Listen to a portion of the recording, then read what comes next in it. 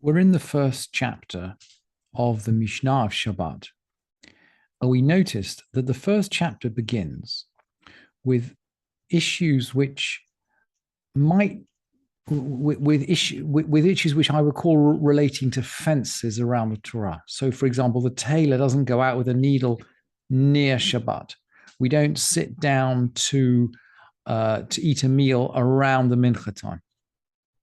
Not that it's not possible to pray the tefillah after lunch, or not that it's possible for the tailor to take the needle out of his pockets before Shabbat. But we are anxious that if we allow the tailor to go out near Shabbat with a needle, or if we sit down to lunch or to judge a court case close to the time of mincha, we are anxious that we'll get into a situation where we might carry the needle or we might not have time to pray the tefillah. We noticed these fences built up around, if you like, around the halacha, and then we went off into a tangent, or what seemed like a tangent, as to the definition of the work that's forbidden on Shabbat. And we remember the clash between Beit Hillel and Beit Shammai about whether our objects have to rest on Shabbat as well as our own rest on Shabbat. And remember, Beit Hillel ruled that we rest on Shabbat, but our objects don't. So we can put something in, we can set off a dyeing process, we can set off a cooking process, we can set off a soaking process before Shabbat. I guess if we're a winemaker, we can set off a process that takes many, many weeks. We can set off a process before Shabbat, and we can let it run on after. Because according to Beit Hillel, and the halacha follows Beit Hillel, although we rest on Shabbat, our processes, our machines don't have to rest.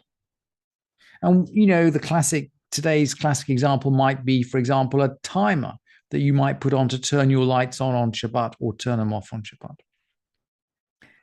And now, as we get to the end of the first chapter, we're going to cover the last two Mishnayot of the first chapter. We're going to take a little bit of a twist.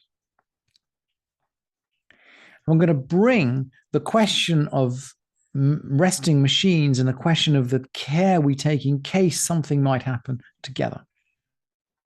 We've learned that in principle, we can set off a process before Shabbat and let it run on. But the Mishnah says in Mishnah 10, Ein solim basar batzalu veitza ela kadei solo mibod yom. We don't roast meat or onion or egg unless they can be roasted while it is still day. The process has to complete while still day. This is just like Beit Shammai. And the Mishnah continues, we don't put bread into an oven as dark falls. A charara is a kind of a cake. We don't put a cake on the coals. Until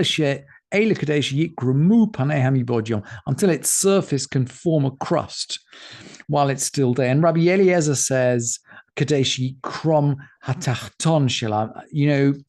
we have to wait until the bottom forms a crust.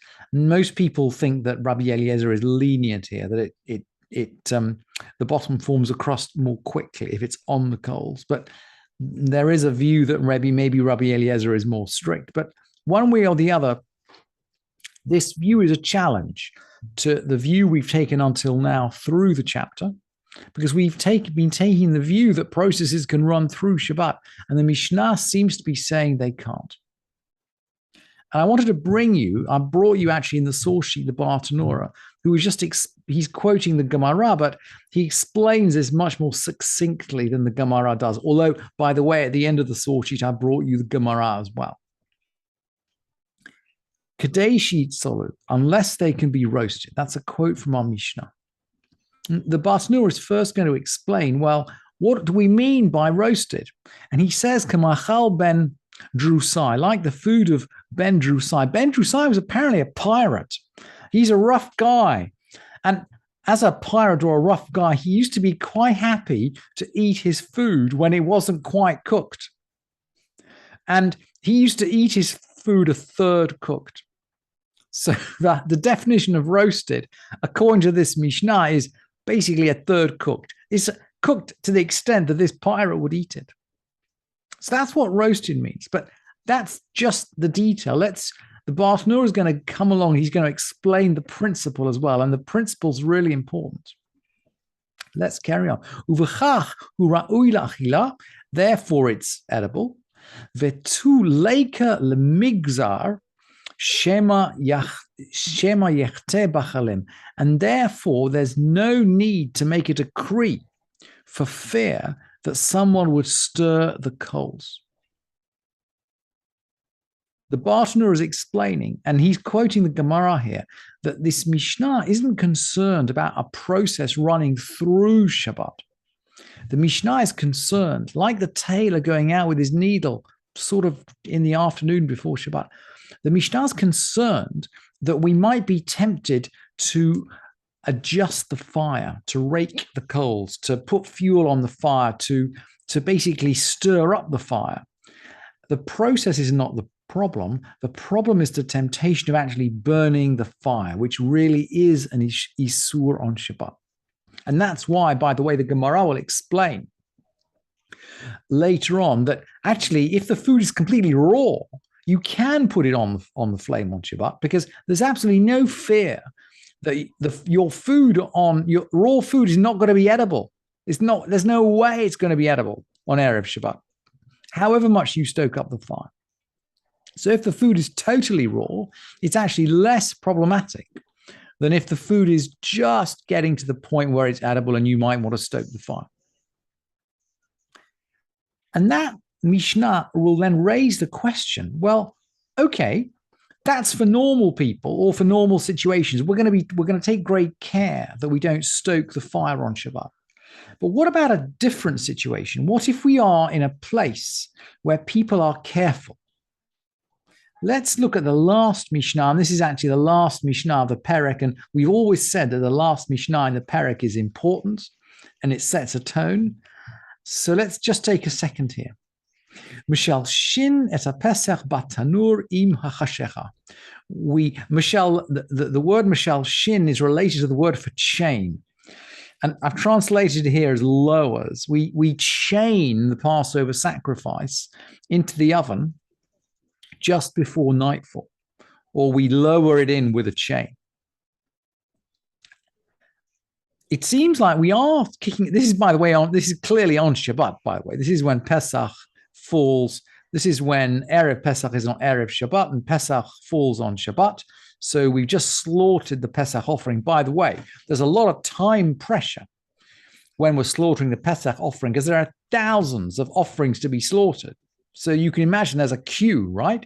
And you can't necessarily get your offering killed and out of the temple really early on in the afternoon. You don't have much time. And of course, you do have to roast it and eat it for the Seder. So there's time pressure. And we're in a group.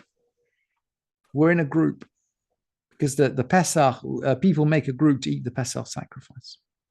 So the Mishnah is saying, look, in contrast to what we're saying about not, putting food on to roast before Shabbat, we actually do that for Pesach.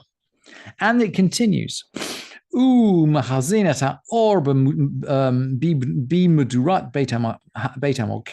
the fire in the fireplace of the chamber of the hearth. This is a part of the Beit Mikdash where they used to keep a fire burning to keep the priests warm during the night. It was cold in the Beit Mikdash because the floors were stone.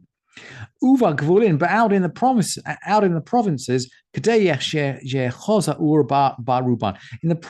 you can't do that. You have to wait until the fire is really caught over the whole of its body. And Rabbi Yehuda says, well, okay, for coal, we can be a bit lenient. It only has to take a little, it has to take a little bit of fire. And the Bartanur is again going to explain the philosophy. Mishal shin et Pesach. We lower the Passover sacrifice, or we chain it down. He goes on to say, the ovens had their openings above. They're a bit like these sort of cone-shaped things, a bit like the shrine of the book in Jerusalem. It's a cone-shaped object, and it's got a hole at the top. So you build the fire at the bottom, and you lower the food in at the top on the chain. I've actually been in India and I've seen people build ovens out of old oil drums. It's exactly the same technique. You've got this oil drum, just like a conical shape. You put the fire at the bottom and then you lower the stuff in from the top. And that's why it teaches, that's why they lower it in. And the Gemara is going to say that the reason why we can do this on Pesach when we can't do it in other times of the year is we are in a group, and the members of the group are expected to keep an eye on one another. And they know it's Pesach. They're in holiday mood. They're going to keep the halacha. They're not going to stoke the fire. Similarly, in the temple, we're dealing with Kohanim. Kohanim are careful. They're not going to stoke the fire. There's an awesome difference between lighting a fire just before Shabbat in the temple, where the staff are careful to keep Shabbat, and lighting a fire out in the provinces. There's an awesome difference. And that's why the halacha is different.